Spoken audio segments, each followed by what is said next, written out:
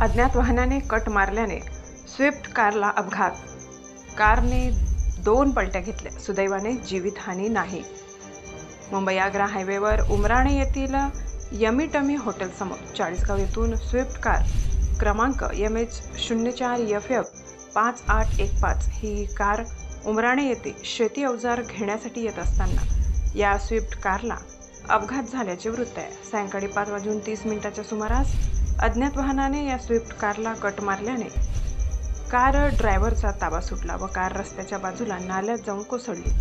यावेळी कारने 2 पलट्या घेतल्या। गाडीमध्ये एकूण 4 जण बसले होते। ही घटना आजूबाजूला समजताच परिसरातील नागरिक राहुल वाघ, समाधान देवरे, सागर वाघ, दत्तू खैरनार, बाळूनाना, सचिन भाऊ यांनी धाव घेतली। सर्वांना सुरक्षित बाहेर काढले। नशीब बलवत्तर म्हणून सुदैवाने सर्वजण वाचले। कुठलीही जीवितहानी झालेली नाही, मात्र स्विफ्ट गाडीचे मोठे नुकसान झाले। S9 न्यूजसाठी व्यवस्थापकीय संपादक शरद पवार, चिंचवड।